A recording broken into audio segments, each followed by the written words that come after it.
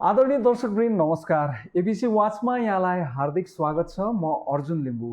आज एउटा विशेष संयोग परेको छ। नेपाल कम्युनिस्ट पार्टीका संस्थापक महासचिव पुष्पलाल श्रेष्ठको स्मृति दिवस हो आज।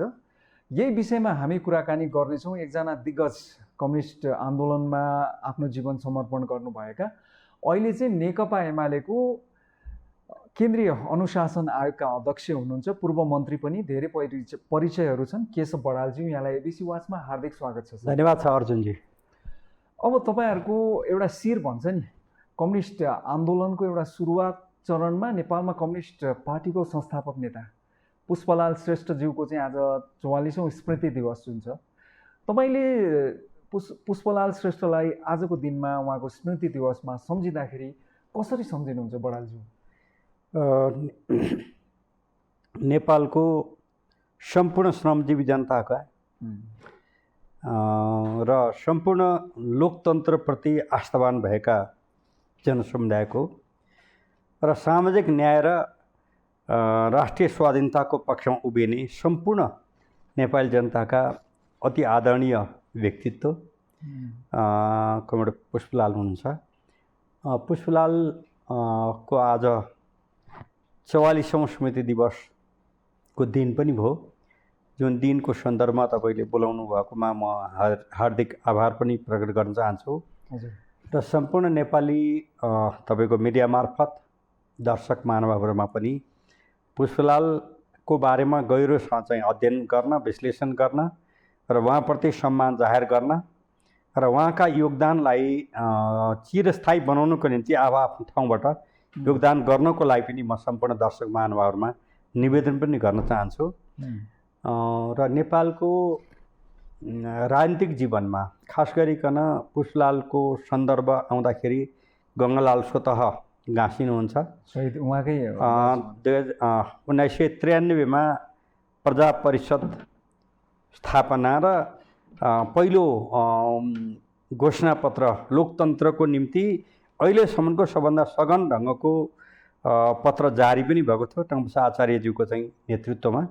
त्यसको अब त्यही पार्टीसँग आबद्ध रहनुभएका नेताहरूमध्ये 97 सालमा 4 जना शहीद हुनुभयो, जसमध्ये शुक्रराजी बाहेक 3 जना चाहिँ प्रजा परिषदसँग सम्बन्धित हुनुहुन्थ्यो।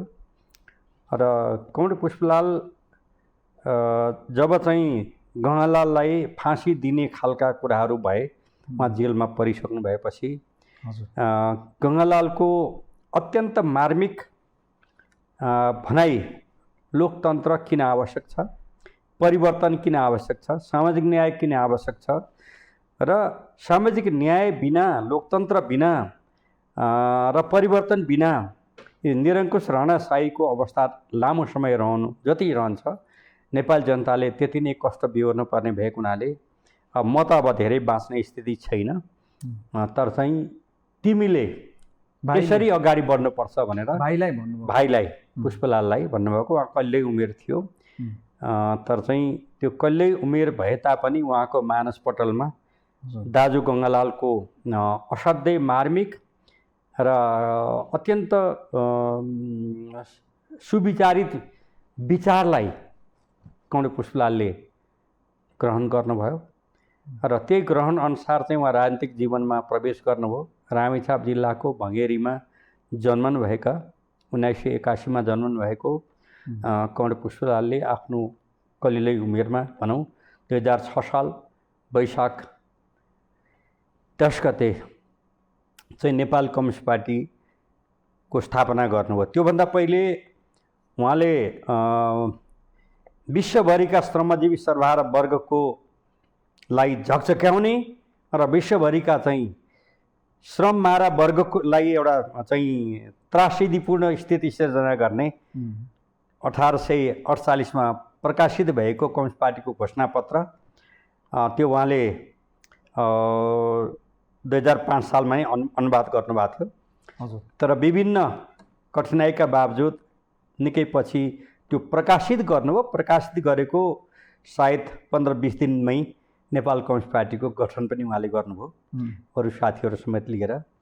र यसरी पुष्पलालको बारेमा हामीले सम्झना गर्दा पुष्पलालको बारेमा चाहिँ सम्मान जाहेर गर्दा त उहाँको चाहिँ जीवन जस्तोसुकै कठिनाई र कष्ट भए तापनि सामाजिक न्यायको निम्ति हामी जन्मेका छौँ, एक दिन हाम्रो मृत्यु हुन्छ, तर बाँचुन्जेल राष्ट्रको निम्ति, जनताको निम्ति, खास गरिकन श्रमजीवी वर्गको निम्ति र जनताको हक अधिकार इज्जत र स्वाभिमानको निम्ति चाहिँ लड्नु, अगाडि बढ्नु प्रत्येक स्वाभिमानी नागरिकको दायित्व हो र त्यो दायित्व पुरा गर्नको निम्ति एक्लै प्रयत्न गरेर हुँदैन।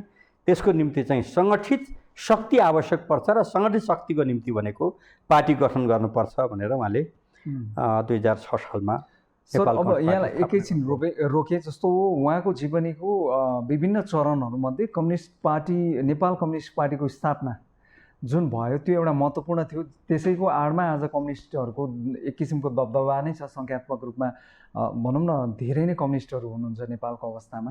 मैले यहाँ भन्न खोजेको चाहिँ, मैले सोध्न खोजेको चाहिँ तपाईँलाई, जस्तो पुष्पलाल श्रेष्ठ उहाँको जीवनी 54 वर्षको रह्यो होइन, उहाँ त्यति बाँच्नुभयो, अलिक छोटै जीवन रह्यो उहाँको। 81 मा जन्मिनु भयो र 35 सालमा चाहिँ उहाँ बितिहाल्नु भयो। छोटो समयमा उहाँले राजकीय पद धारण गर्ने अवसर पनि प्राप्त गर्नु भएन, र पनि उहाँको एक किसिमको जुन छवि बन्यो, जुन कम्युनिस्टहरूलाई नेपालमा चाहिँ इस्टाब्लिस गर्ने हिसाबमा, तर त्यो आन्दोलनले पनि बिचमा त उहाँलाई भनौँ न गद्दारसम्म भनेको अवस्थाहरू पनि थियो नि होइन, त्यसलाई चाहिँ के भन्नुहुन्छ? त्यो करेक्ट भलै भयो होइन? अब यो बडो महत्त्वपूर्ण बुँदा अर्जुनजीले उठाउनु भयो। हजुर, म एउटा सन्दर्भ 2033 सालको श्रावणमा म र हरियाम शर्मा अर्को एकजना साथीलाई विभिन्न समूहमा छरिएर बसेका राजनीतिक दलहरूको बिचमा एकता प्रयास गर्नको निम्ति जिम्मेवारी दिएको थियो र त्यसै अन्तर्गत साउनमा त्यो जिम्मेवारी प्राप्त भएको थियो। 33 सालको असोज महिनामा यता दरभङ्गामा रहनुभएका कमरेड रोहितजीसँग हामीले छलफल गऱ्यौँ। नारायण बिजु हजुर, त्यसपछि बनारस गएर आदरणीय मोदनाथ प्रसिद्ध र शान्ता मानवीजी कमरेड पुष्पलालको केन्द्रीय नेतृत्वबाट हटिसक्नु भएको र कोकेमा जोइन नगरिसकेको। हजुर, कोके भने त सम्झना गर्नुहुन्छ, अखिल नेपाल कम्युनिस्ट क्रान्तिकारी कोअर्डिनेसन कमिटी 2032 सालमा थापना भएको, त्यहाँ जोइन नभइसकेको, तर जोइन गर्ने इच्छा अनुसार चाहिँ पुष्पलालको केन्द्रीय नेतृत्वबाट बिदा हुनुभएको अवस्था रहेछ। उहाँहरूसँग चाहिँ मोदन प्रसिद्ध र शान्ता मानवी उहाँहरूसँग लामै छलफल भयो र चाहिँ तर उहाँहरूको त्यो बेलामा अत्यन्त चर्को अलि उग्र धार बोक्नु भएको पाइयो। त्यसपछि 2033 सालको दसैँको टिकाको दिन कमरेड पुष्पलालसँग चाहिँ भेट गर्न हामी गयौँ, भेट गर्न, छलफल गर्न, राजनीतिक रूपले चाहिँ अनुभव प्राप्त गर्न र आफ्नो केही भनाइ पनि राख्नको निम्ति हामी गयौँ। 33 सालको दसैँको टिकाको दिन पुरै दिनभरि हामी त्यहाँ थियौँ। तर उहाँको त्यहाँको अवस्था चाहिँ कस्तो थियो भनेपछि चाहिँ तपाईँ दमकमा रहनुभएको व्यक्तित्व, पहाडको अनुभव कतिको छ, पहाडको डाँडाको टाकुरामा एक्लो घर छ, त्यो एक्लो घरको एउटी छोरी थिइन्, त्यो छोरी बिहे गरेर बिदा गरिसकेपछि त्यो घरको अवस्था कस्तो हुन्छ यसो कल्पना गर्नुहोस् होइन। त्यस्तै थियो कमरेड पुष्पलालको। त्यहाँ बलराम उपाध्याय हुनुहुन्थ्यो, पुष्पलाल हुनुहुन्थ्यो, माधव गुरुङ हुनुहुन्थ्यो र चाहिँ त्यो घर जस्तै चाहिँ सुन्न थियो। किनभने मोदनाथ प्रसिद्ध, शिवराज आश्रित, वामदेव गौतम, नेत्रलाल अभागी, शान्ता मानवीजी समेत, मदन भण्डारी समेतले चाहिँ छोड्नु भएको, अब भरभराउँदा युवा नेताहरूले छोड्नु भएको र पुष्पलाल कमरेड चाहिँ असाध्यै पीडायुक्त अवस्थामा हुनुहुन्थ्यो। लामो छलफल भयो दिनभरि जस्तो। र कस्तो अवस्था थियो भने उहाँले त्यो मौस्तुङको भोलम 5 अङ्ग्रेजी भाषामा पढ्न चाहनु भएको रहेछ।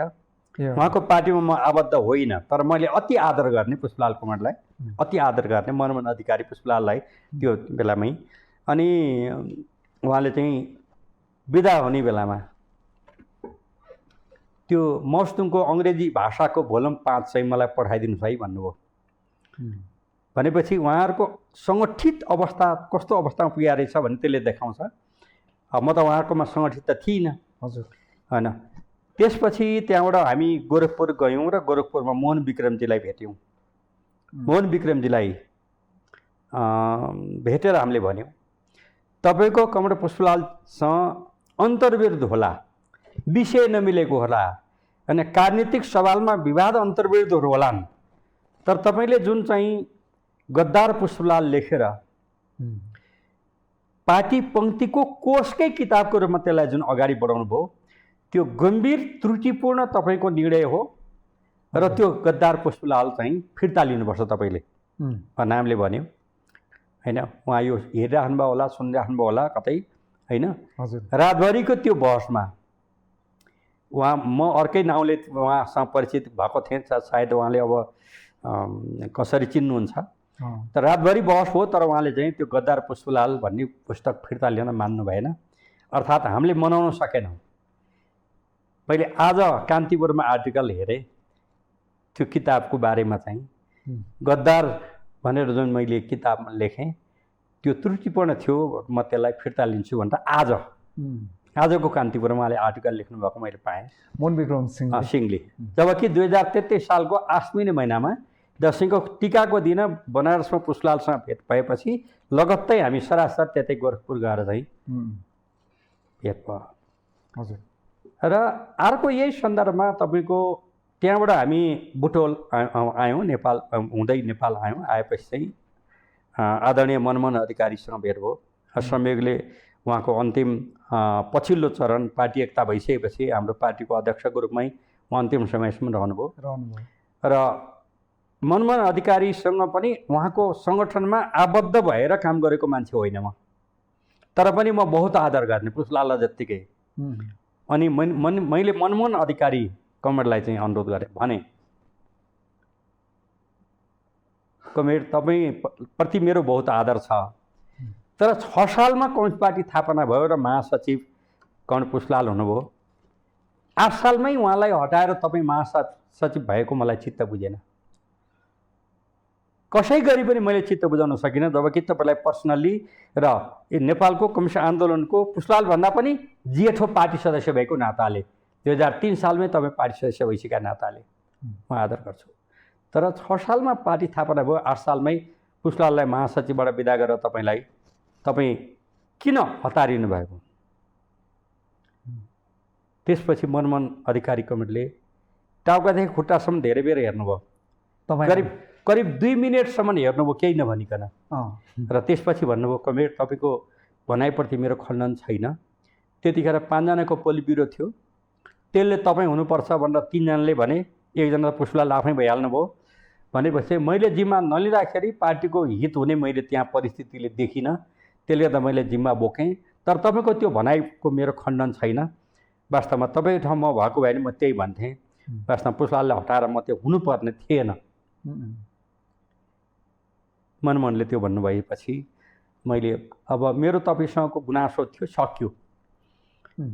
जब तपाईँले त्यति भनिसकेपछि फेरि मैले त्यस बारेमा केही कुरो बाँकी राख्न जरुरत छैन भने एउटा सन्दर्भ मैले तपाईँले उठाएको सन्दर्भमा यो खालको भनेपछि पुष्पलाल श्रेष्ठको जीवनीमा उहाँले बाँचेको छोटो जीवनमा र नेपालमा कम्युनिस्ट आन्दोलनलाई अनेक चाहिँ अवरोह झै झगडा भनौँ आन्तरिक कलह अन्तरसङ्घर्षको बिचमा एउटा बाटोसम्म लिएर आउनुभयो नि उहाँले। त्यो बाटो चाहिँ निकै नै दुःखदायी थियो होइन सर? आफ्नै सहयात्रीहरूले छोडेका, धोका दिएका, सङ्घर्ष भनौँ अन्तरसङ्घर्षमा चाहिँ भिडेको अवस्था, जीवनभर उहाँले त यही मात्रै भोग्नुभयो नि होइन र? अब नेपालको कम्युनिस्ट पार्टीको गठन मात्रै होइन, कम्युनिस्ट पार्टीलाई विचारको हिसाबले संसारको सम्पूर्ण प्रकाशित भएका दस्तावेजहरूमध्ये बाइबल कुरान बाहेक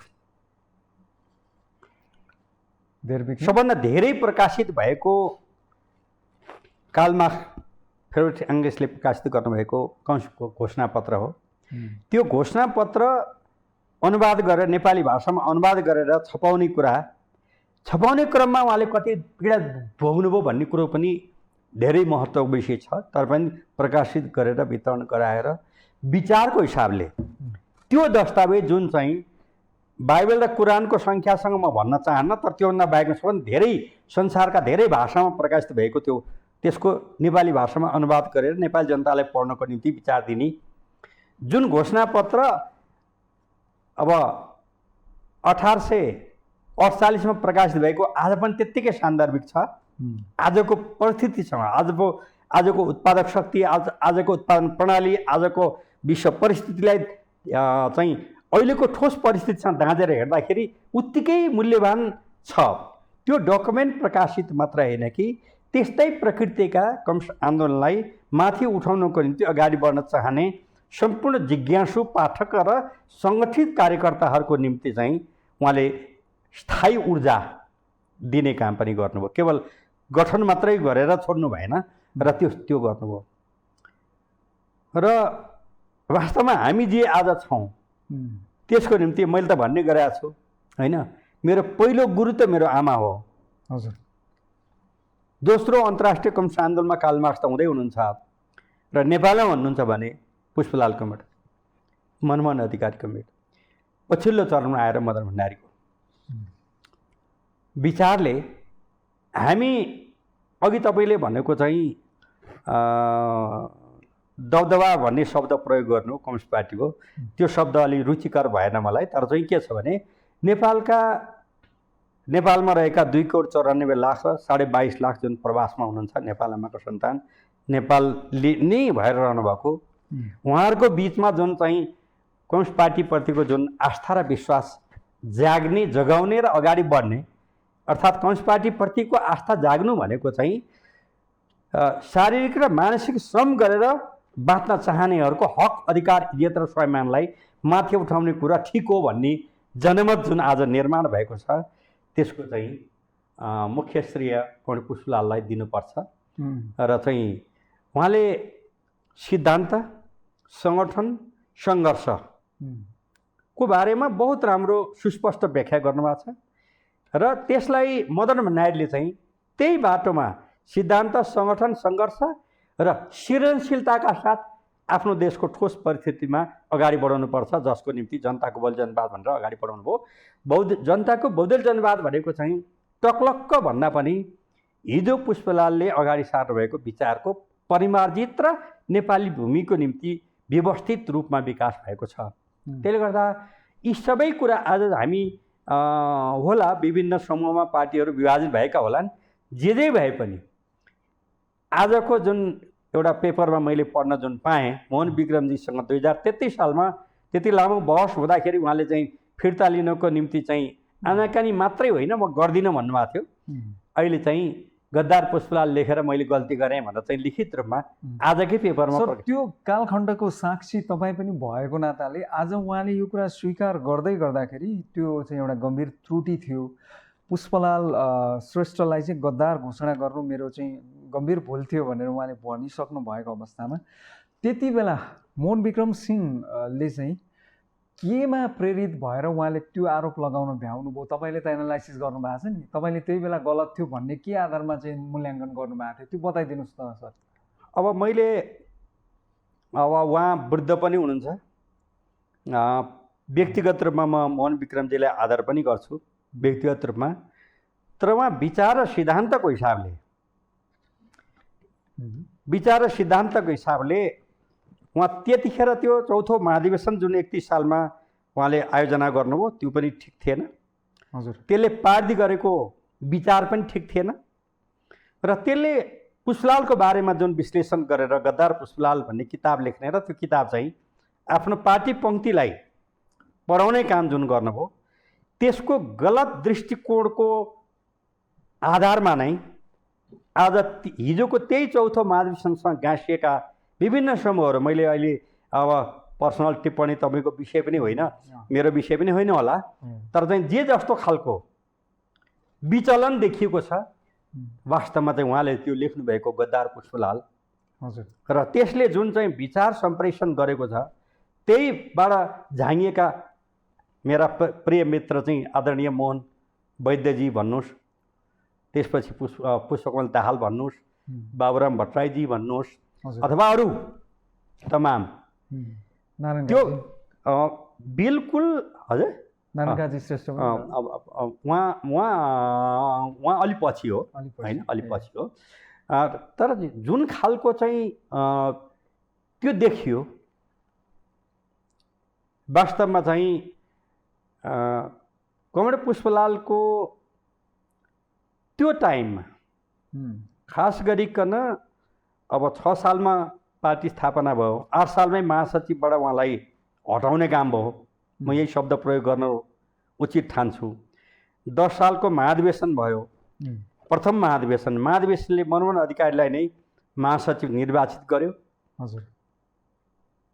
र त्यो निर्वाचित गरिसक्दाखेरि पनि पुष्पलालको र उहाँको त्यति राम्रो रहेन। र महासचिव निर्वाचित भएपछि मनमोहन अधिकारी अलि जटिल बिमारी भएको कारणले गर्दा अलि लामै समयको निम्ति चीनमा उपचार गर्न चाहनुपर्ने भएपछि मनमोहन अधिकारीले कार्यभार बन्दिनको निम्ति चाहिँ पुष्पलाललाई प्रस्ताव राख्नुभयो। मैले 33 सालको त्यो भेटमा, मेरो अन्तिम भेट पनि भयो, 35 सालमा त गइ पो हाल्नुभयो।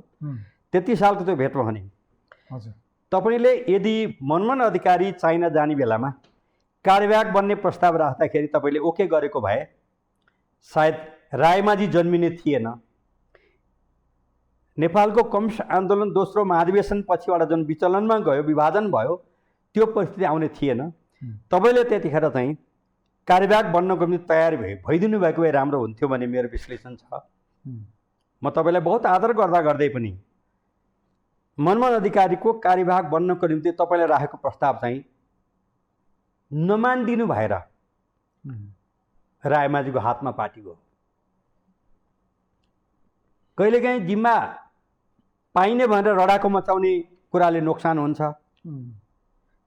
6 सालमा कम्युनिस्ट पार्टी स्थापना भयो, 8 सालमै पुष्पलाललाई महासचिवबाट हटाउनु जरुरत थिएन।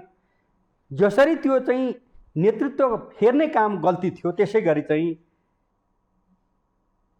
मनमोहन अधिकारीले कार्यवाहक बन्दिनुहोस् न भनेर प्रस्ताव राख्दाखेरि तपाईँले स्वीकार नगर्नु पनि त्यत्तिकै गल्ती छ।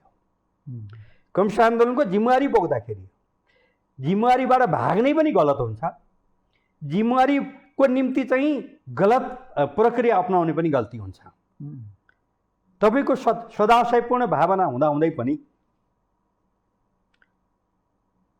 मनमोहन अधिकारीले कार्यवाहक बन्दिनुहोस् भन्दाखेरि स्वीकार्नु भएको भए धेरै राम्रो हुन्थ्यो। मैले 33 सालको मेरो अन्तिम भेट कमरेड पुष्पलालसँग बनारसमै उहाँकै अफिसमै हुँदाखेरि मैले बताएको विषय हो यो। र यसरी अब त्यो पछि अब यो समय हुँदैन तपाईँसँग। र दोस्रो महाधिवेशन पछि त रायमाझीले कम्युनिस्ट पार्टीलाई चाहिँ बर्बाद बनाउने काम गरिहाले। तेस्रो महाधिवेशन भयो 19 सालमा। अब तेस्रो महाधिवेशनमा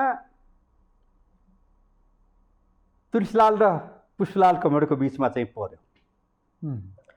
मेरो नजरमा दुईटै तुलसीलाल पनि पुष्पलाल पनि उत्तिकै मेरा लागि चाहिँ अति आदरणीय हुनुहुन्छ। 2007 सालको परिवर्तनपछि नेपाली कङ्ग्रेसले कम्युनिस्ट पार्टीमाथि प्रतिबन्ध लगायो। 8 सालमा कम्युनिस्ट पार्टीमाथि प्रतिबन्ध लगायो र यो देशको उत्तरी सिमानामा 17 ठाउँमा नेपाली काङ्ग्रेसका सभापति मातृका प्रसाद कोइराला पार्टी सभापति भएकै बेलामा भारतीय सैनिक चेकपोस्ट राख्ने अनुमति दिने काम भयो। कम्युनिस्ट पार्टीमाथि प्रतिबन्ध लगायो र प्रतिबन्ध लगाएको बेलामा पनि तुलसीलाल अमात्य जो चाहिँ 2008 साल वैशाख 17 गते अखिल नेपाल किसान सङ्घ स्थापना गर्नुभएको थियो। त्यसपछि 8 सालदेखि 12 सालसम्म आम रूपमा सिँगै देशभरि र खास रूपमा चाहिँ पर्सादेखि सप्तरीसम्म ठुलो किसान आन्दोलन भएको थियो। त्यही बेलामा चाहिँ बारा जिल्लाको गौडलमा मुखलाल महतो मारिनुभयो, शहीद हुनुभयो, सयौँ गिरफ्तारी हुनुभयो, सयौँ घाइते हुनुभयो। र 9 सालमा अखिल नेपाल किसान सङ्घको चाहिँ रौतहटमा पहिलो सम्मेलन भयो। 11 सालमा जनकपुरमा दोस्रो सम्मेलन भयो। त्यो सम्मेलनबाट निर्वाचित भएका अध्यक्ष तुलसीलाल अमात्य। र 15 सालको आम चुनावमा पनि विजेता।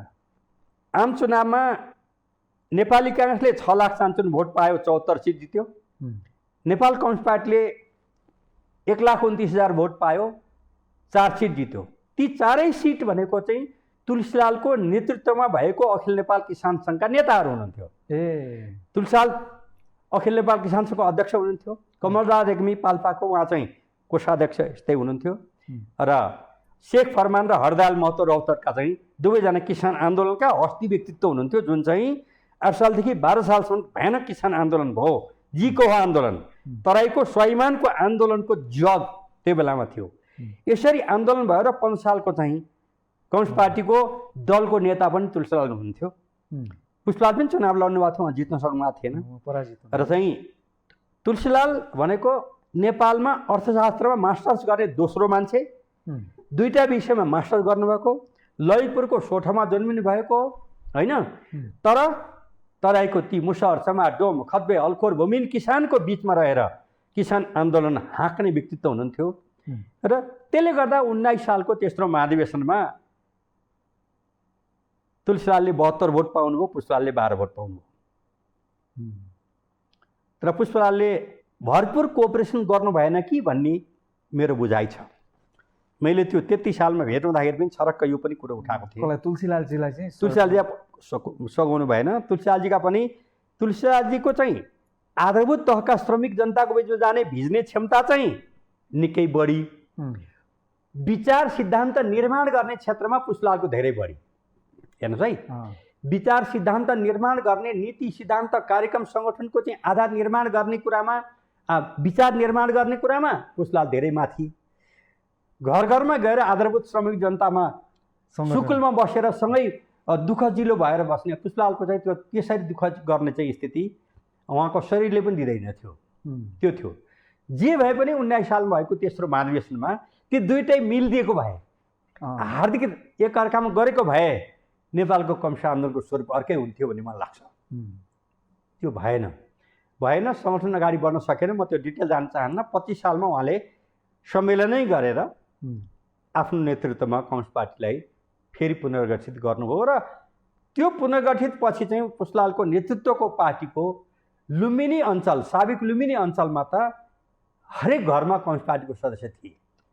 जमिनदारको घर छ भने त्यो जमिनदारको घरको हरुवा पार्टी सदस्य थिए, बाँकी हरेक घरमा पार्टी सदस्य त्यति बाक्लो अवस्थामा गएको थियो।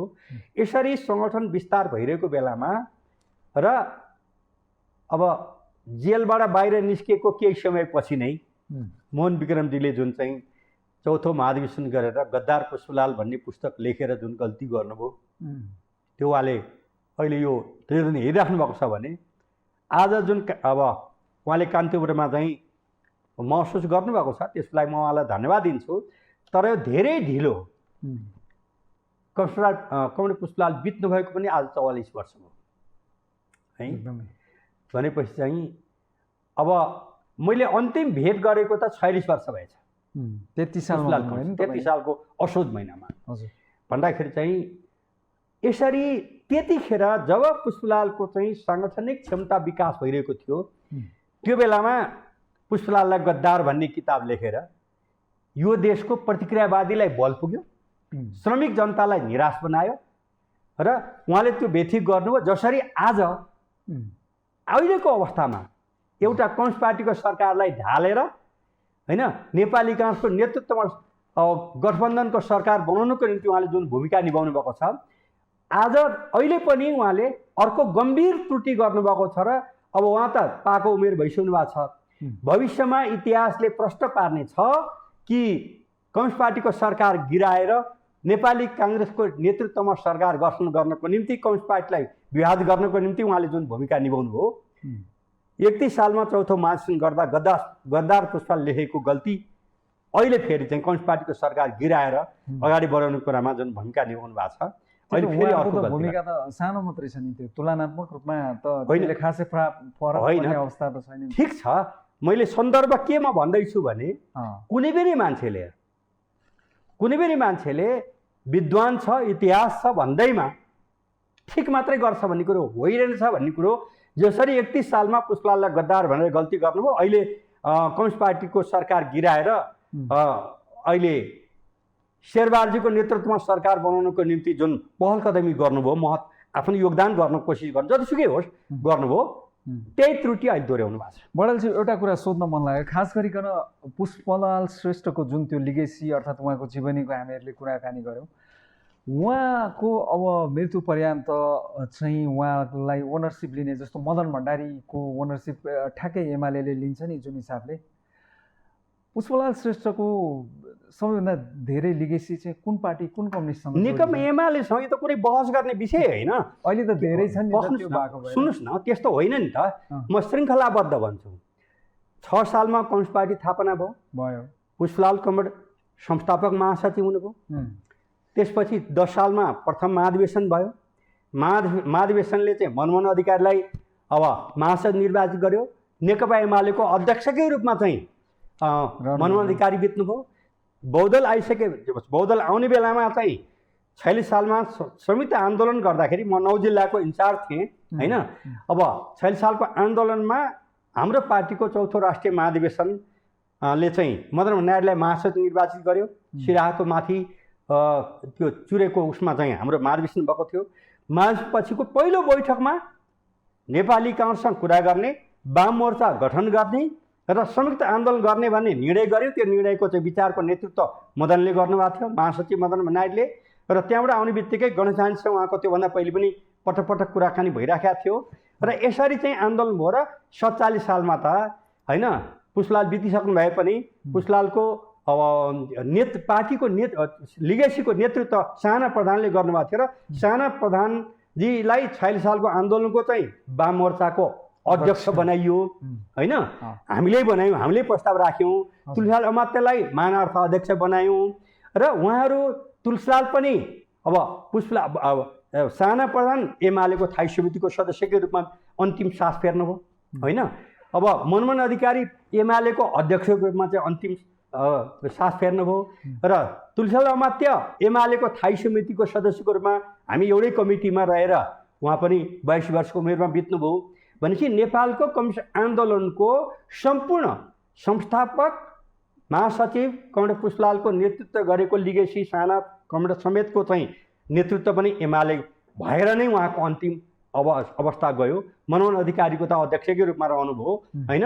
भनेपछि चाहिँ अब नेपालको कम्युनिस्ट पार्टी स्थापना भएको लिगेसी पनि कहाँ छ कहाँ भनेर खोज्न थाल्नुभयो भने त्यो गम्भीर त्रुटि हुन्छ। किन भन्दाखेरि चाहिँ अब अहिलेको जुन अब प्रचण्डजी लगायतका उहाँहरू भनेको गद्दार पुष्पलालको अब किताब पढेर कम्युनिस्ट आन्दोलनमा लाग्नुभएकोहरूको झुन्ड हो। तपाईँले चाहिँ अब मोहन वैद्यजी भने पनि, अनि त्यसपछि चाहिँ मोहन विक्रमजी भने पनि, अनि त्यसपछि प्रचण्डजी भने पनि, बाबुरामजी भने पनि, लगायतका भने पनि त्यही हो होइन। त्यही 31 सालको चौथो महाधिवेशनमा पुष्पलाललाई हेर्ने दृष्टिकोण जुन गल्ती थियो त्यो नै त्यस्तै स्कुलिङबाट हुर्केका मान्छे हुन् भने नेकपा एमाले भनेको होइन। एमाले सबभन्दा अब भनौँ न संस्थापन कालदेखिको विचारमा, सिद्धान्तमा आदि इत्यादिमा र मैले अघि नै भने सिद्धान्त, सङ्गठन र सङ्घर्षको बारेमा पुष्पलाल कमरेडले धेरै विश्लेषण गर्नुभएको थियो। सृजनशीलताको ढङ्गले नेपालको ठोस परिस्थितिमा चाहिँ जनताको बल जनता कार्यक्रम अगाडि बढ्नुपर्छ भनेर मदन नायडूले अगाडि सार्नुभयो। भनेपछि चाहिँ लिगेसीको मूलधार भनेको अलमल हुनुपर्ने कुनै कारण छैन अर्जुनजी। यो चाहिँ नेकपा एमाले नै। बडालज्यू, एउटा कुरा, अब कम्युनिस्टहरू अहिले यत्रतत्र विभिन्न पार्टीहरूमा चाहिँ अब छरिएर बसेको अवस्था छ। सत्तामा पनि कम्युनिस्ट छन्, सत्ता बाहिर पनि तपाईँहरू प्रमुख प्रतिपक्षीका रूपमा रहनु भएको छ। अब अहिले चाहिँ एउटा प्रसङ्ग, अब पुष्पलालले देखाउनु भएको अर्थात् कम्युनिस्ट आन्दोलनको जसरी ल्याउनु भयो त्यो सँगसँगै अहिले पछिल्लो समयमा कम्युनिस्टहरूको अर्को किसिमको ध्रुवीकरण, जस्तो अहिले तपाईँ र म कुराकानी गर्दाखेरि अब कम्युनिस्ट पार्टीको नाममा भएका पार्टीहरूले अब समाजवादी केन्द्र जस्तो पार्टीको कन्सेप्टमा गए, यसलाई चाहिँ के भन्नुहुन्छ सर? अब यसलाई चाहिँ मैले भन्नु परेन, सम्पूर्ण नेपाली जनता र एउटा चाहिँ कुनै के अरे हुम्लाको हिल्सामा भएको एउटा टोल पार्टी कमिटीले पनि होइन, ओलाङचुङ गोलाको छेउमा भएको पार्टी टोल कमिटीले पनि के भन्छ भने छँदा खाँदाको अब कम्युनिस्ट पार्टीको सरकार गिराएर, त्यो पनि के त भन्दाखेरि 34 वर्षदेखि एउटा पार्टीको अध्यक्ष भएको मान्छे, अनि 15 वर्ष एमालेको फर्स्टम्यान भएर बसेको मान्छे, 12 वर्ष एमालेको फर्स्टम्यान भएर बसेको मान्छे समेत मिलेर चाहिँ एउटा पहिलोचोटि पार्टी अध्यक्ष भएको, एउटा कार्यकाल अध्यक्ष भएको मान्छेलाई हटाउनको निम्ति चाहिँ शेरबारजीसँग चाहिँ हातेमा हार गुहार गर्दै हजुर मेरो अध्यक्षलाई हटाइदिनु पर्यो, तपाईँ यो देशको नेतृत्व गर्नु पर्यो, तपाईँको प्रत्यक्षमा 23 सिट मात्रै जितेको भए तापनि होइन हामी सबै मिलेर तपाईँलाई चाहिँ प्रधानमन्त्री बनाउँछौँ लौ न भनेपछि यस्तो विचार भनेको वामपन्थी विचार हुन्छ, यस्तो विचार भनेको कम्युनिस्ट विचार हुन्छ। र नेपालमा अहिले भनेको विचारको हिसाबले दुईटा विचार छ। काङ्ग्रेसले नेतृत्व गरेको चाहिँ बुर्जुवा चाहिँ पुँजीवादी पार्टी र एमाले नेतृत्व गरेको चाहिँ कम्युनिस्ट पार्टी, जसले सर्वहारा श्रमजीवी वर्ग र सम्पूर्ण चाहिँ बौद्धिक जगतलाई राष्ट्रिय पुँजीपति वर्गदेखि अगाडि बढ्छ। यस्तो स्थितिमा छँदा खाँदाको एउटा कार्यकाल फेरि त्यो चाहिँ के छ भने अब मङ्सिर 21 गतेको थाइसुक बैठकमा म त त्यही थाइसुक छु नि त, उहाँहरूसँग 3 वर्ष त एउटै कमिटीमा बसियो नि त प्रचण्डजी समेतसँग होइन। 2077 कार्तिक के अरे जेठ 31 गते लिम्पियाधुरा लिपुलेक कालापानी समितिको चुटे नक्सा पास हुन्छ, जनताको भाषामा चुटे नक्सा। त्यसपछि बसेको थाइसुन्दको बैठक 2077 असार 16 गतेको दिन चाहिँ दुई पार्टी एकता भएको छ। हजुर, एकता केन्द्र बाहेक कहीँ पनि भएको छैन होइन। तलको कुनै सबै काम बाँकी छ। केन्द्रीय कमिटीले 77 चैत 25 देखि 29 गते एकता महाधिवेशन गर्ने भनेको छ। त्यही बेलामा चाहिँ के भन्दाखेरि चाहिँ पार्टी अध्यक्ष र प्रधानमन्त्रीबाट आजै हट्नुपर्छ भनेर भन्नु। अर्थात् चुचे नक्सा पास जेठ 31 गते हुन्छ। त्यसपछि बसेको लगत्तै बसेको बैठकमा असार 16 गते यस्तो हुन्छ। यसो भन्ने चाहिँ तिनै मैले दुःख लाग्छ नाउँ लिनु पर्दा 38 वर्ष 40 वर्ष एउटै कमिटीमा बसेका र 3 वर्ष एउटै कमिटी बसेर काम गरेका साथीहरूको बारेमा मैले टिप्पणी गर्नु पर्दा प्रचण्डजीले त्यो भन्नुभयो, त्यसपछि माधवजीले, त्यसपछि जैनजीले, त्यसपछि वामदेवजीले, त्यसपछि नानकाजीले, तिनै 5 जनाले होइन आजै हट्नुपर्छ भनेर यो विग्रहको वातावरण सिर्जनाकर्ता उहाँहरू नै हो। अनि उहाँहरू अहिले चाहिँ फेरि तिनै 5 जना बसेर अब वाम एकता समाजवादी के भन्दै हुनुहुन्छ भन्ने सुन्दाखेरि चाहिँ लज्जाबोध हुन्छ। उहाँहरूको त्यो उहाँहरूको दृष्टिकोण, उहाँहरूको काम गराइ, त्यसको आउने सिक्वेन्स हेर्दाखेरि त्यस्तो लाग्छ। त्यसले गर्दाखेरि चाहिँ एउटा कम्युनिस्ट पार्टीको सरकार गिराएर छँदा खाँदाको गिराएर नेपालको आन्तरिक त साह्रै मनोमानी गर्नु भयो नि त होइन त्यो बेला त, जसरी उहाँहरूको कुरै सुन्दै नसुन्ने भनेर कसले भने? म त त्यो होइन तपाईँले भन्यो भन्दा सुन्नु न, तपाईँ आएको कुरा र म त 38 वर्षदेखि होइन के अरे 38 वर्ष एउटै कमिटीमा बसेका हो। यो 2 वर्ष छुट्यो उहाँहरूसँगबाट होइन। 40 वर्षदेखि भनौँ न एउटै कमिटीमा बसेको मान्छे म छु। त्यहाँको आँखो देखा हाल चाहिँ मलाई थाहा छ, तपाईँलाई थाहा छैन, अरू धेरैलाई पनि थाहै छैन। त्यतिखेर भएका मान्छेलाई थाहा छ, उहाँहरूले लुकाउनु बेग्लै कुरो हो होइन, भुक्तभोगी हुनुहुन्छ। केन्द्रीय कमिटीकालाई पनि थाहा छैन, किन त्यहाँ त थाइसुदीका 45 जना मात्रै थियौँ नि त हामी। त्यसले गर्दाखेरि चाहिँ अब 34 वर्ष अध्यक्ष भएको मान्छेलाई हतार भएको कुरो तपाईँहरू देख्नुहुन्न। 15 वर्ष नेकपा एमालेको फर्स्टम्यान भएर नेतृत्व गरेको महानेपालको हतार गरेको देख्नुहुन्न। अनि अब 12.5 वर्ष पार्टीको अध्यक्ष र महासचिव भएको झलनाथ खनालको कुरो देख्नुहुन्न। अनि पार्टी 54 मा फोडेर 58 मा फेरि एकता गरेर गल्ती भएछ भने वामदेवको कुरो देख्नुहुन्न। अनि केपी ओली जो चाहिँ यी सबैभन्दा सिनियर हुन् राजनीतिक हिसाबले, यी सबैभन्दा मनोहर बा बाहेकमा होइन। 27 सालको झापा जिल्ला कमिटी र झापा सङ्घर्षको सुरुवात कर्ता बेलाको नेतृत्व हो। त्यो बेलामा त उहाँहरू प्रचण्डजी त कहाँ हुनुहुन्थ्यो होइन, वामदेव कहाँ हुनुहुन्थ्यो, त्यसपछि माधव नेपाल कहाँ हुनुहुन्थ्यो भन्दाखेरि चाहिँ एउटा कार्यकाल पुरादेऊ भनेर चाहिँ भन्नुभयो। त्यतिखेर त्यो म भन्छु 77 असार 16 गते चाहिँ उहाँहरूले त्यो भनिसकेपछि आजै हट्नुपर्छ भनेपछि चाहिँ उहाँले के भनेर उठ्नुभयो भनेपछि चाहिँ तपाईँहरूलाई धेरै हतार भएको बुझेँ मैले। पार्टी केन्द्रीय कमिटीको 17वटा समूहले सर्वसम्मतिले 77 चैत 25-29 गते एकता महाधिवेशन गर्ने भनेको छ। तपाईँहरूलाई हतार भएको हुनाले मङ्सिरमै एकता महाधिवेशन गरौँ र तपाईँहरूमध्ये अध्यक्ष को हुने तयार भएर रहनुहोस् र अर्को चुनावपछि प्रधानमन्त्री को बन्ने तयार हुनुहोस् भनेर उठेर हिँड्नुभयो। हिँडेपछि म त्यो थाइसुदीको बैठकमा सुनिराख्नु भयो होला धेरैजनाले, मैले त्यहाँ भने केपी त हिँडिसक्नु भएको थियो, अरू बाँकी भएको बेलामा यस्तो सचिवालयसँग 73वटा सचिवालयको बैठक चाहिँ केपी ओलीले कसरी पो गरे होला, मलाई त्यो पो अचम्म लाग्यो भने मैले त्यहाँ मैले भनेको कुरा म बताउँदैछु नेपाली जनताको सामनेमा। र यसरी गरेको कुरा त्यो कहिले भन्दाखेरि जेठ 31 गते चुटे नक्सा पास हुन्छ, त्यसपछिको थाइसो बैठकमा केपीओलीले हटाउनै पर्ने।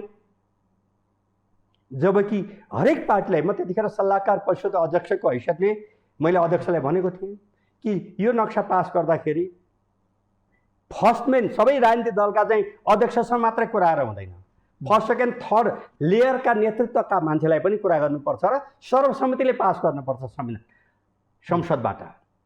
उहाँले त्यही गर्नुभयो, सर्वसम्मति पास भयो। त्यो पास गरे बापत उहाँलाई चाहिँ एउटा कार्यकाल पनि पुरा गर्न नदिने होइन कि चैतमा तपाईँहरूलाई ढिलो हुन्छ भने मौसरी महाधिवेशन गरौँ भनेर उहाँ उठेर हिँड्नुभयो। समय छैन। त्यसपछि अन्तिम बैठक मङ्सिर 21 गते भयो, त्यो एकता भएपछिको अन्तिम थाइसनको बैठक। त्यो बैठकमा उहाँ आउनु भएन। उहाँ लेखेर के दिनुभयो भने अब चैत 25 गते आउनलाई 4 महिना बाँकी छ, को अध्यक्ष हुने हो, अर्को आम चुनावपछि प्रधानमन्त्री को हुने हो, अहिलेदेखि नै जनताको विश्वास जित्ने आधार बनाउनुपर्छ भनेर लिखित उहाँले पठाउनु भयो। त्यो बैठकमा आउनु भएन। तर त्यो 4 महिना पर्खिने धैर्यता नगरिकन होइन, सडकमा बसेर केपीओलीलाई, आफ्नो पार्टीको दलको नेतालाई, आफ्नो पार्टीको अध्यक्षलाई साधारण संस्थाबाट नै हटाएर सुभाष नेमाङ लगायतका व्यक्तित्वहरूलाई चाहिँ साधारण सभा हटाउने माइतीहरू मण्डलमा बसेर चाहिँ रुवाबासी गर्न थाल्नुभयो। कम्युनिस्ट पार्टीको अध्यक्षलाई विस्थापन गरेर शेरबहादुरजीलाई चाहिँ नेता मान्नको निम्ति जानुभयो भनेपछि उहाँहरू वामपन्थी हो भन्न चाहिँ अप्ठ्यारो मान्नुपर्ने हो। उहाँहरूले आफूलाई वामपन्थी हुँ भन्न पनि अप्ठ्यारो मान्नुपर्ने हो। इतिहासले त्यो भन्छ कि उहाँहरू वामपन्थी आन्दोलनप्रति उहाँहरूले इमान्दारिता देखाउनु भएन भन्ने कुरो भन्ने छ इतिहासले। तर नि सर, जसरी कम्युनिस्टहरूलाई चाहिँ अत्याधिक झन्डै चाहिँ तपाईँको चाहिँ 2/3 करिबको चाहिँ एउटा जनमत दिएर 5 वर्षको लागि स्पष्ट म्यान्डेट जुन दिएको थियो, त्यो कम्युनिस्टहरूले जोगाउन सकेनन्। केपी ओलीले पनि केही न केही त्यसको त आफ्नो भार त लिनुपर्छ नि त होइन, एउटा जिम्मेवार नेताको रूपमा। त्यो त तपाईँ स्वीकार्नु पर्यो नि तपाईँले त्यो कुरो। होइन, के गर्नु पर्यो जस्तो भनौँ न, होइन मिलाउन सक्नु भएन। नेतृत्वमा भएपछि त पहिलो नम्बरमा त 2/3 जित्या थियो। त्यो किन नभन्नुहोस् भने पार्टी एकता हुनुभन्दा पहिले, त्योभन्दा पहिले आजै एकता गर्नु पर्यो, भोलि एकता गर्नु पर्यो भनेर वामदेव सबभन्दा बढी उफ्रिने गर्नुहुन्थ्यो। त्यसपछि माधव नेपालले गर्नुहुन्थ्यो। बालकोटमा केपीओलीकै घरमा थाइसनको बैठक भएको थियो। उहाँ चाहिँ एक्सन ओरिएन्टेड मान्छे। उहाँले त्योभन्दा पहिलेको 4-5वटा बैठकमा त्यो कर गरे हुनुहुन्थ्यो। उहाँले केही बोल्नु भएको थिएन। त्यहाँबाट एकैचोटि प्रस्ताव ल्याउनु भयो, एउटै चुनाव चिन्हबाट लड्ने निर्णय भयो। चुनावपछि पार्टी एकता गर्ने कुरो आयो भनेर प्रस्ताव राख्नुभयो। त्यो थाइसनको बैठकमा थाई समितिका सबै साथीहरूले चाहिँ बुडुडु ताली ठोके होइन, चुप लाएर बस्ने सायद म मात्रै थिएँ होला त्यो थाइसो बैठकमा। तर त्यो त्यसरी भयो, एउटै चुनाव चिन्हबाट लड्ने, सूर्यबाट लड्ने भनेर भएको। 2-3 दिनपछि चाहिँ होइन भन्ने ढङ्गले चाहिँ आफ्नो ढङ्गले लड्ने भन्ने कुरो भयो। त्यसले गर्दा 2/3 आएको थिएन। 121 सिट हामीले जित्या हो। सिम्पल मेजोरिटी हुनको निम्ति 138 सिट चाहिन्छ। त्यसमाले धेरैतिर म सुन्छु, विद्वानहरूले बोलेर सुन्छु, 2/3 भनेर उफ्री पाफ्री गरेर सुन्छु। होइन, हामीले 121 सिट पायो होइन। त्यसमध्येमा 22-23 जना साथीहरू चाहिँ पार्टीलाई लात हानेर निस्किनु भएको हो होइन। अब अर्कै चुनाव चिन्हबाट प्रचण्डजी दिनुभयो। उहाँले चाहिँ अब पार्टी एकता गर्दाखेरिको होइन केही कुरै नगरिकन जानुभयो। त्यसले गर्दाखेरि दोष सबै उत्तिकै हो भनेपछि चाहिँ यो बडो अनौठो के होइन। जमानामा एकजना हाम्रो म जन्मिएको गाउँको सरनगर गाविसका प्रधान पञ्च हुनुहुन्थ्यो। 2 जना कुटाकुट गर्थे, झगडा गरिसकेपछि दुईटैलाई बराबरी, एउटा 100% दोषी हुन्थ्यो, एउटा चाहिँ निर्दोष हुन्थ्यो। दुईटैलाई बराबरी जरिमाना गर्नुहुन्थ्यो र स्कुलमा चन्दा हाल भन्नुहुन्थ्यो के जरिमानाको रूपमा चाहिँ। आफूले लिने त होइन, गर्नुहुन्थ्यो। त्यस्तै तपाईँले चाहिँ अब 34 वर्षदेखि अध्यक्ष भएका एकजना छन्, 15 वर्ष यो पार्टीको फर्स्टमेन भएको अर्को छन्, 12.5 वर्ष अर्को छन्। तर ती सबैभन्दा सिनियर मान्छे चाहिँ 14 वर्ष जेल बसिया मात्र होइन, पार्टीको हिस्ट्री भएको मान्छेलाई चाहिँ एउटा कार्यकाल पुरा गर्नु पनि नदिइकन चाहिँ अझ त्यो मौसरमै महाधिवेशन गरेर जिम्मा लिनुहोस् भनेर चाहिँ लिखित मौखिक दिएको अवस्थालाई पनि उत्तिकै दोषी हुन् सबै भनेर तपाईँले जुन अहिले अब होइन, मैले उत्तिकै भन्दा पनि काहीँ न काहीँ त्यसको होइन, काहीँ न काहीँ भने त उहाँहरूलाई मोहनी लाउन सक्नु भएन, यति मात्रै हो। त्यति हो। मोहनी लाउन सक्नु भएन भन्ने चाहिँ भन्न सक्नुहुन्छ, मोहनी कहीँ दुनियाँमा हुन्छ भने। होइन भने उहाँले त्यो बैठकमा आँखो देखा हाल अन्तिम समयसम्म होइन हजुर म छु र कसका के भूमिका छन् भन्ने बारेमा, कसका राम्रा कति छन् नराम्रा कति छन् तपाईँ भन्नु 38-40 वर्ष एउटै कमिटीमा बसेको माधव नेपाल, जीएन खनाल, होइन, वामदेव गौतम लगायतका मान्छेहरूको बारेमा मेरो पनि त स्नेह छ नि, पर्सनल्ली केही व्यक्तिगत रूपमा मेरो लेनदेन छ र छैन नि त। तर उहाँहरूले जुन त्यो गम्भीर अपराध गर्नुभयो, कम्युनिस्ट आन्दोलनलाई कमजोर बनाउनुको निम्ति 4 महिना पनि नपर्खेर, मैले भने 2077 मङ्सिर 21 गतेको अन्तिम थाइस्टुको बैठकमा लिखित दिनुभएको छ केपी ओलीले कि 4 महिना बाँकी छ महाधिवेशन हुन, अध्यक्षको हुने हो तयार हुनुहोस्, अध्यक्षमा हुन्न, अर्को चुनावपछि प्रधानमन्त्री को बन्ने हो तयारी गर्नुहोस् भनेर लेख्नु भएको छ। भनेपछि कसैले एउटा कार्यकाल पनि पुरा गर्न नपाउने, कोही चाहिँ 34 वर्ष, 15 वर्ष, 12.5 वर्ष पार्टीको नेतृत्व गरेपछि पनि भोक लाग्ने, दुइटै बराबरी हुन् भन्नुभयो भने योभन्दा अन्यायपूर्ण विश्लेषण अरू केही पनि हुँदैन। बडालज्यू, अब हामीले यत्रो कुरा गऱ्यौँ। आज पुष्पलाल श्रेष्ठको स्मृति दिवस, सुरुवातदेखि कम्युनिस्ट आन्दोलनको सुरुवातदेखि यहाँले नै भन्नुभयो, धोकाधाडी, अन्तरसङ्घर्ष, फुट, विभाजन, अन्तर्कलह, होइन, मान्छेलाई चाहिँ गद्दार घोषणा गर्नेसम्मका जुन श्रृङ्खलाहरू छन्, आज पनि मूलभूत रूपमा यो एउटा कम्युनिस्ट चरित्र नै भएको जस्तो छ, टुटफुटको कुरा। अब अहिले पछिल्लो समयमा फेरि कतै न कतै कम्युनिस्ट ध्रुवीकरणको कुरा, वामपन्थीको चाहिँ एउटा फेरि पुनर्मिलनको कुरा, एउटा शक्ति बनाउने कुरा, एकीकरणको कुरा उठ्ने गर्छ नि, यो सम्भावना कति छ? एमाले यसबारेमा तपाईँले राम्रो प्रश्न गर्नुभयो। म सम्पूर्ण विभिन्न राजनीतिक दलमा छरिएर रहनुभएका, खास गरी कम्युनिस्ट पार्टीको नाउँ झुन्याउनु भएको तर चाहिँ कम्युनिस्ट पार्टीलाई दुःख दिने काम गर्नुभएका नेताहरू भए तापनि त्यो पार्टीमा निरन्तर श्रमिक वर्गको मुक्तिको निम्ति लाग्नुभएका ठुलो सङ्ख्यामा कार्यकर्ताहरू, नेताहरू हुनुहुन्छ। उहाँहरू एमालेमा आबद्ध हुनको निम्ति म निवेदन गर्न चाहन्छु। र खास गरी हिजो एमालेमै रहेर काम गरेका मान्छेलाई एउटै स्कुलिङबाट दशकौँ हुर्केका साथीहरूको निम्ति कुनै अप्ठ्यारो मान्नु पर्दैन, प्रवेशको चाहिँ टिकाटाला गर्न नि पर्दैन, एमालेमा फर्कनुहोस्। त्यसै गरी अन्य राजनीतिक दलमा रहनुभएका पनि गलत दृष्टिकोण र चाहिँ एउटा चाहिँ भिजनरी सोच नभएको, के गर्दा परिणाम के हुन्छ, जनताले के पाउँछन् भन्ने कुरो सोच नभएका ठाउँमा अलमल नगरिकन एमालेमा आउनको निम्ति अनुरोध गर्न चाहन्छु।